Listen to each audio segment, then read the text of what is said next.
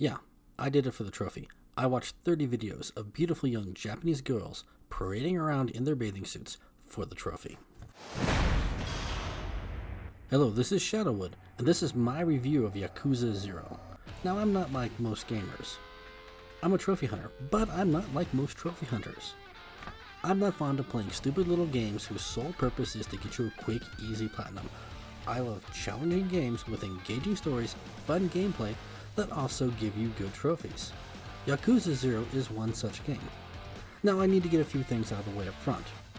This was my first Yakuza game, and I loved it. The game itself inspired me to create the series of videos I call I Did It for the Trophy, based on one of the trophies I got in the game. I have already begun my Yakuza Kiwami playthrough, and I'm looking forward to playing the other games in the series. Now, Yakuza 0 and the other Yakuza games are a Japanese game without an English translation. If you have no interest in reading subtitles, bail out now. This is not the game for you. On the other hand, if you're a fan of Japanese anime, this is the game for you. I know this game doesn't look like Japanese anime, but it feels like it. It's a melodrama mixed with comedic story elements that still manage to deliver a few impactful moments when it really counts. With this out of the way, let me begin my review of Yakuza 0.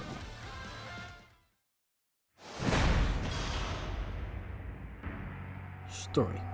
Yakuza 0 has a surprisingly good story, especially when you consider this is a prequel with 6 other mainline games in its franchise. This game opens up with Kazuma Kiryu.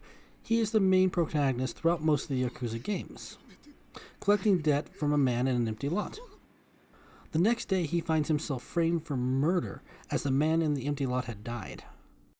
Powerful lieutenants of the Yakuza family give him a day to get his affairs in order before he is expected to turn himself over to the police. Kiryu quickly discovers that it is one of these men who had framed him for the murder. That man gives him a choice. He can either go to jail for a crime he didn't commit, or become a spy, working against Kiryu's own Yakuza family.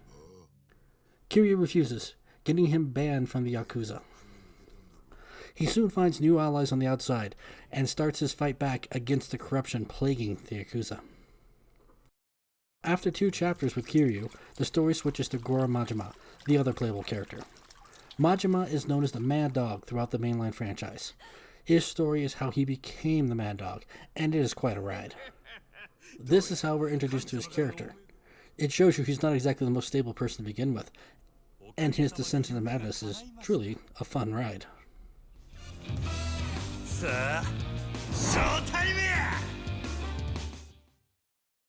It turns out he is a prisoner of a different Yakuza family because of the actions of his brother. They put him in charge of a nightclub, take all the profits, force him to live in a tiny apartment with no furniture, and don't allow him to leave the city. He is kept under constant 24-hour surveillance, but he is given the chance to regain his honor. All he has to do is find a man named Makoto and kill him. I'm not going to spoil the story, but when Majima finally meets Makoto and learns the backstory, he soon finds himself supporting Makoto. Makoto is working with others to seek a modern-day slaver with a tattoo of a bat on his forearm. Majima finds himself defeating the group as he keeps their meeting a secret from his own Yakuza family. Both storylines are tied to the empty lot located at the heart of Kamurocho. All the Yakuza families are trying to get control of this small piece of land, for it is worth billions to the right development company. If any of the Yakuza lieutenants get a hold of this empty lot, they would quickly find themselves promoted to captain, and maybe even come to run the entire Yakuza one day. The story is only made stronger by a great supporting cast. None of the characters connected to the main story are throwaway characters. They are all interesting and recognizable. Especially Niski. Niski is Kiryu's brother. They grew up together at the same orphanage and joined the Yakuza family at the same time. While Kiryu is accused of murder, Niski is on the inside with the Yakuza and taking a lot of shit from the higher-ups. This is the best bromance I've seen in gaming, and the things Niski is willing to do for his brother leads up to an incredible scene, which I'm not going to spoil here. Even the antagonists are given motivations that make their characters believable. Kuze is the story's primary antagonist, and by the time the game was over, I found myself with an odd respect for the guy. He and Kiryu have a lot in common. They just support different families. At the end of the story, it felt like Kuze was just an aging lion trying to stand his ground against a newer, younger rival. I'd love to talk about Makoto. The story of this is heartbreakingly tragic, but I don't want to get into that story plot because it has major spoilers for Majima, and I don't want to ruin the game if you decide to play it. So you had no problems? No issues with the story? What, of course there are issues. There's a plot hole big enough you can land a jumbo jet in it, but they didn't ruin anything for me. That's not what we meant. You know the part we're talking about. No one does. Alan! Golem's right. That's not to say there aren't any clear-cut deaths in the game. There are a few clear deaths on screen that the characters aren't coming back from. But this game had more death fake-outs than the entire Lord of the Rings. You will watch a character get shot one chapter only for them to re-emerge a few chapters later completely unscathed. It got to the point in time where I don't believe any of the characters are dead unless I saw them physically die on screen. Walk it off.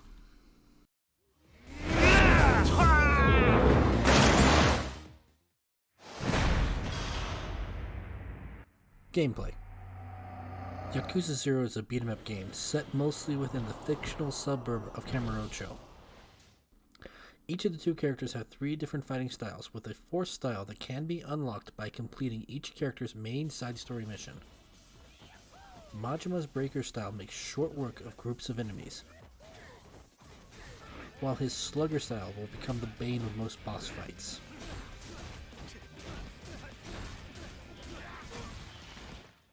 When you're playing as Kiryu, the question is, are there any interactable objects around? If there is, Beast Mode is king. While Kiryu's Rush style is best used for farming Mr. Shakedowns. These large enemies offer a risk-to-reward fighting system. Win and you get all their money. Lose and they will steal all of yours. Money is king in this game. With this you buy potions, gear, weapons, upgrades for your characters. Each of the different fighting styles has new moves, health, damage, and power that can be unlocked by spending money. Combat starts out simply enough. Press square a few times to activate a combo, press triangle when you're ready to end it. You can build up combos longer for greater damage, and you'll be able to unlock moves that will allow you to execute longer combos as well as some finishers. X is your basic dodge key, circle's grab, use R1 to lock on, and L1 to block. As you're landing combos, dodging blows, or blocking them, your heat gauge will rise.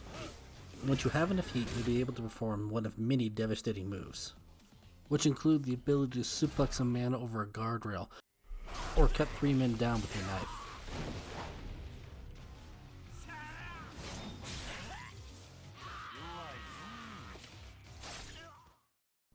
You will use these moves when battling around a perfectly sized open world.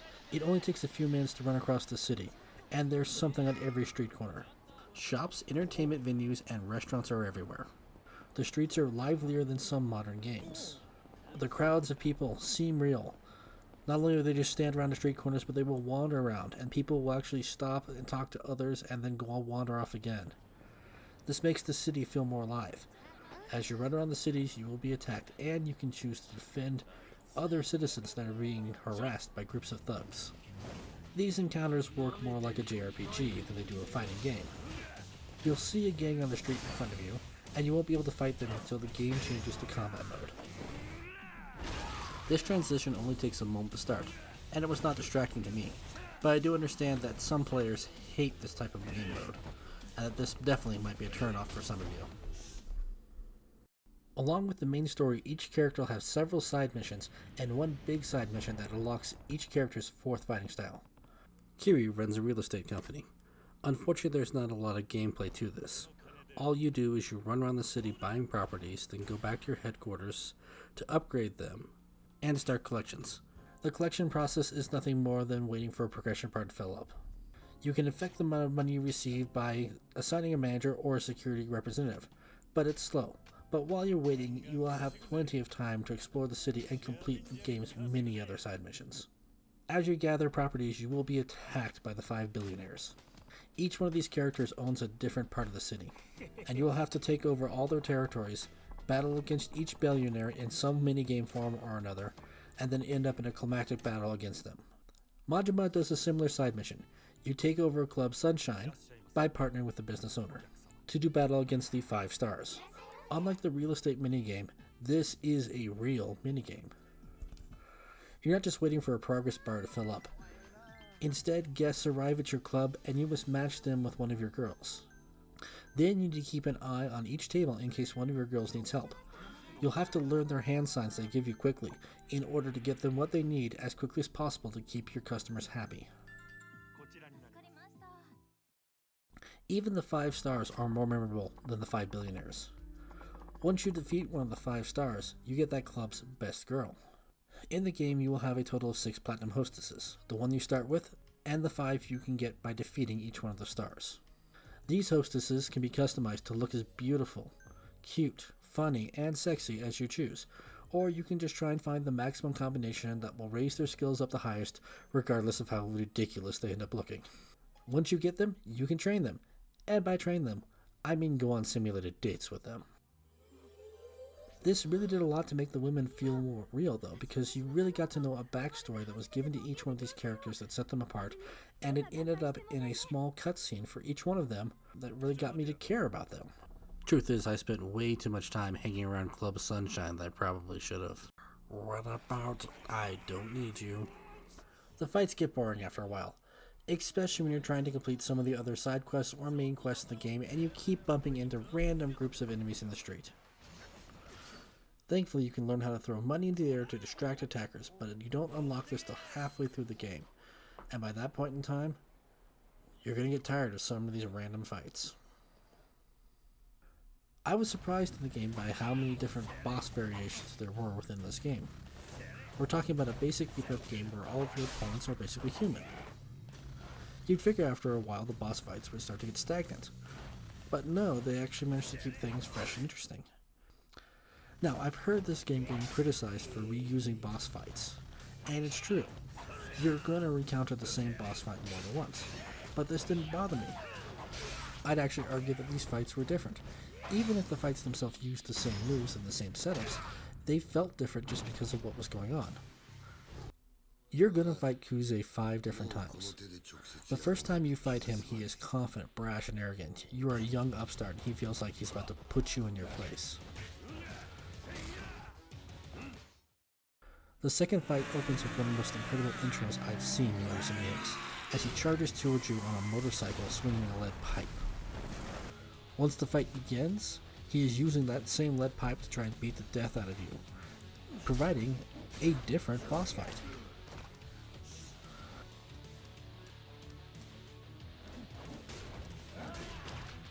The third fight sees Kuze sporting a pair of metal brass knuckles while surrounded by a pack of his own thugs. His moveset is the same as the first, except sped up a little bit, but the other enemies add variation.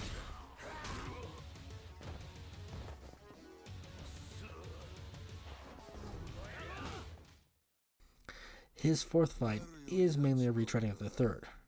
It's once again you and Kuze, but now you've got the ally with you instead of just fighting him one-on-one.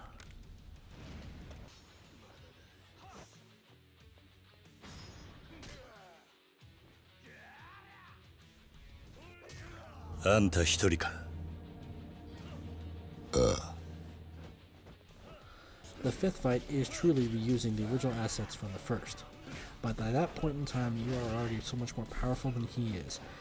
It feels like he's just going through the motions. He's got to stand there and try and take you on one last time, even though he knows he's going to lose this match. And by this point in time, you should be able to take him apart with no problem.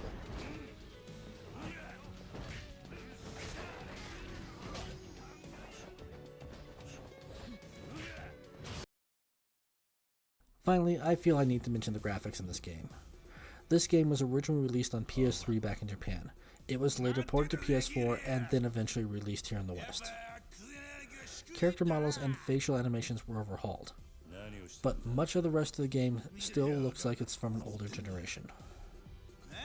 I didn't really notice this when I first played through the game, but on my second playthrough and when I started making this video, oh lord, I saw it.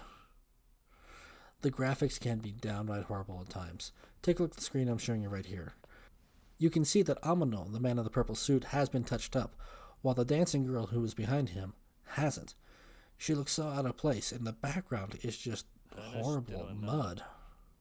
Still, I didn't notice any of these issues when I first played through the game, as I was more interested in the characters and the story. It wasn't until later on when I started actually trying to build this into a video that I noticed just how bad the graphics in this game can be. Value. Along with 120 side missions, you can do slot car racing, 4 different kinds of pool games, 3 different forms of darts, bowling, batting, fishing, disco, karaoke, 4 different classic Sega arcade games, claw machines, pit finding, the Japanese cat fight club, soju, and gambling. This includes Western and Eastern card games. And of course, Mahjong. These minigames are carefully crafted to give you the best experience possible, and many of them are tied to various sub-stories you will encounter throughout the game. I would love to go into detail on each of these different ones, but I just don't have that much time. So I'm just going to talk about a few of the more interesting ones. Fishing is nothing new in an open world game, but this one was quite simple and oddly satisfying. All there are 2 different kinds of bait, and all the bait does is change the type of fish around you. You can upgrade your pole, but all that changes to the casting distance, allowing you to throw further out and catch different fish.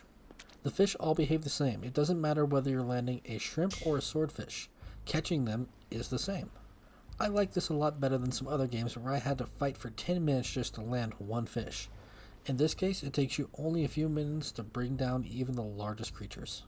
There are 2 side quests involving different restaurants that you can bring these fish in and they will prepare you different meals to eat. I do wish you could have gotten a better reaction from the guy when you bring a great white shark in and place it on his counter and tell him to make sushi out of it. Disco dancing was one of the hardest minigames I had to complete. In order to do this, you have to move your marker in a square with a button displayed on and press that button at the same time with the music. Your points increase for each move you make before you press the button, and a multiplier rises with each button press you don't miss. When you press the button, you get the points that you earn from moving around times the multiplier you've gained to increase your score. Get enough momentum and you can perform a super move. A simple up, down, back, forward combination of keys that were displayed upon the screen that you have to press in quick succession. As you play through the game, both characters will be able to rise through the ranks, defeating different dancers as they go. And if you're lucky, maybe one day you can challenge the man Miracle himself. Karaoke is one of the best minigames in Yakuza Zero. It is just a simple rhythm game where you just have to press the key as the cursor moves across it. But as each song gets going, the setting changes from a simple karaoke bar to a full-on music video. Each of the 2 main characters has a different song that causes a different series of music videos to play. Niski even has one of his own. And you can bring dates to the karaoke bar, and depending upon which girl you're using and what song is available, you will actually get a different music video for them. I felt like these karaoke sections were so much fun that even if you don't play the game, it's worth just looking at them on YouTube just to see how ridiculously silly and entertaining they are. At the arcade, you can play one of 2 classic Sega arcade games, Outrun or Space Harrier. There's a side mission tied to each of these games, and when you complete it, it unlocks 2 new arcade machines, Super Hang-On and Fantasy Zone. These are made to simulate the real arcade games that they were based off of in the 80s. They play exactly like the classics I remember, but they're using modern controls. Playing these games brought me back to my childhood, spending a lot more time than I probably should have in the arcade in the back of the bowling alley. And the side missions, though the same, made me laugh in the end. Now, as I said, many of these games are tied to the sub-stories. My personal favorite was when a little girl was standing outside one of the arcades. She wanted one of the dollies from inside the claw machine. Her mother couldn't afford them, and her father was gone. You can go inside and win her a few dolls, and she'll start calling you daddy, if you let her. Then on one trip to the arcade, you see this.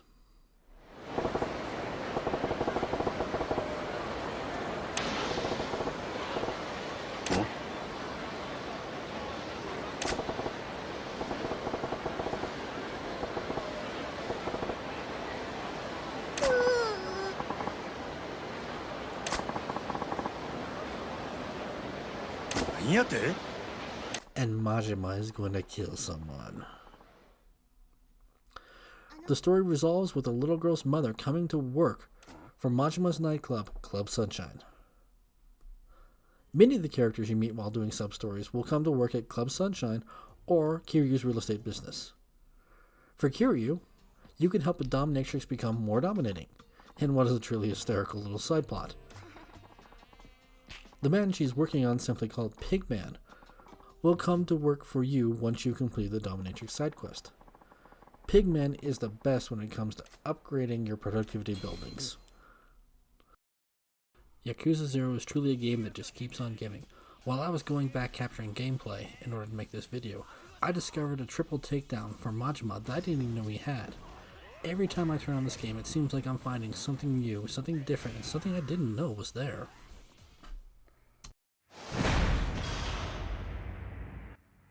Trophies. There is no DLC for the Western release of Yakuza 0. There was DLC released in Japan, but all that was included within the base game when the content was delivered to the West. And there are no new trophies associated with any of this new content. When you platinum this game, you will get it 100% completion. And there is nothing too difficult about going after the trophies in this game. The bad news is that a lot of these trophies have a lot more to do with luck than skill. If you're going after the platinum in Yakuza 0, you're going to need to use a guide because there are several missable trophies throughout the game. These trophies are only available in certain chapters, and once you move past that chapter, you will not be able to go back and get them later. Don't worry too much though if you miss one of these on your first playthrough, because if you're going for the platinum, you're going to need to play through the game twice. The second playthrough will be on the hardest difficulty that can only be unlocked once you've completed the game on a lower difficulty. There are also collectibles scattered around the world. You don't need to worry about these when you start playing. Some of these collectibles can't even be accessed until later areas in the game have opened up. The good news is that none of these areas become inaccessible, and you will always be able to go back into them and pick up the collectibles at any time.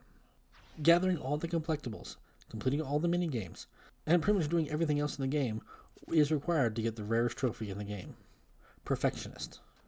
Not only will you need to play through every minigame once, you'll also need to reach certain scores in every game. Thankfully, the game provides you with a completion list.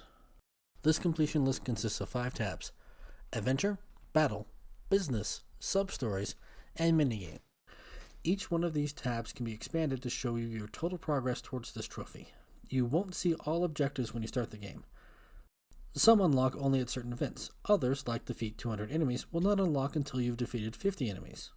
Some of the objectives include earning a certain amount of yen in each one of the gambling games, ordering food and drink from every restaurant, finishing all side missions, and the second hardest thing you're going to have to do in this game is collect 100 unique weapons and 70 unique gear items. This doesn't sound that hard, but when you can't purchase most of these items at a normal store, instead you have to play another minigame. In this case, you send agents out of the world, and if you're lucky, they'll come back with recipes to create these new items, and the parts needed to create them. The real problem here is that you can offer the agents a bonus. This will speed up their search time and prioritize higher items. However, if you need some of the more common items, you're unable to pay the agents a bonus to get them quicker because they will ignore the more common items in exchange for rare items. So if you're going for common items, you're going to have to wait a half an hour or more for some of these agents to return. This is a real shame, especially since the husband and wife that run the weapon shop are actually an interesting pair of characters and are fun to get to know. But it wasn't the worst. The hardest thing you will have to do in this game is complete Mahjong. Along with accumulating a certain amount of yen in Mahjong, you will also need to get a Ippatsu Richi and finish another hand with a full straight. These suck. I'm going to try and give you an overview as to what you have to do to get this. To get a Richi, you must have a completely concealed hand. You cannot Chow, Ping, or Kong, which is what you use to pick up another player's discard. So going off of only your self-drawn tiles, you must get your hand to where it's within 1 tile of going out. Then you can declare a Richi. When you declare a Richi, the game effectively ends for you.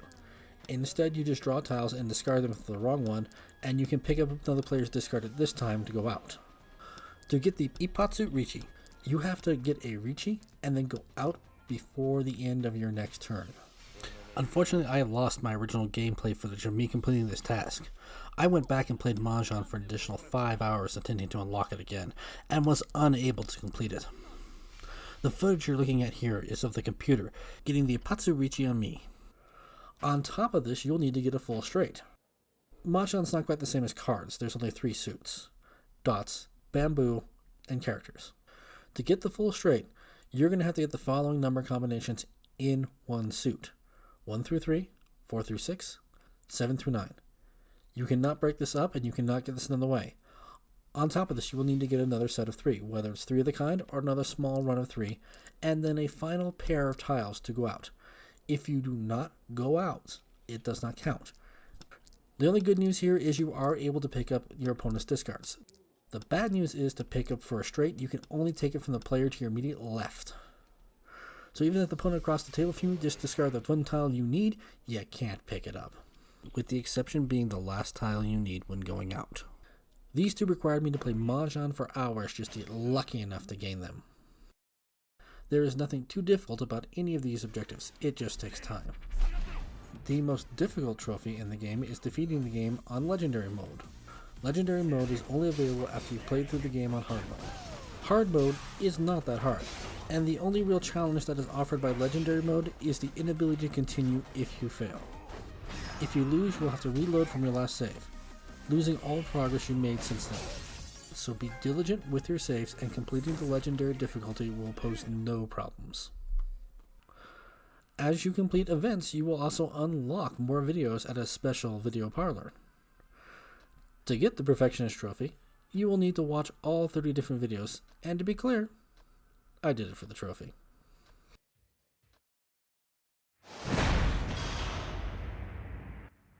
Verdict. You can currently get Yakuza Zero for $19.99, $20, on either the PlayStation Store or the Steam homepage.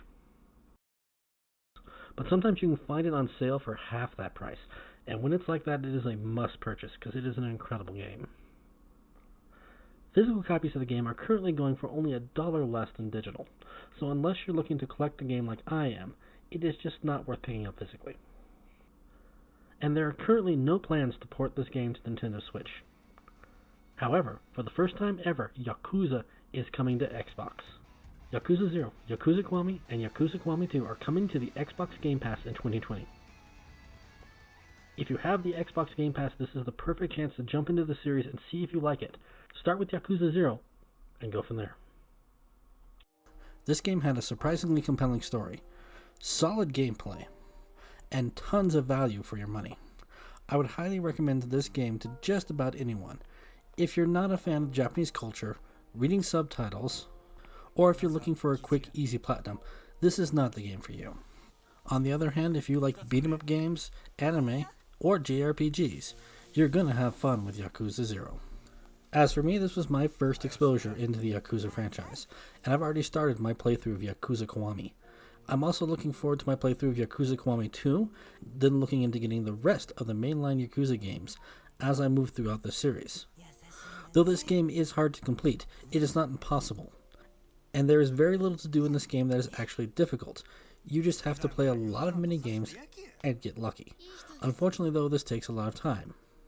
But with no online multiplayer component, I would recommend this game to anyone who's looking to get an ultra rare platinum without a high difficulty curve. My final rating for Yakuza 0 is a motorcycle smashed over your head.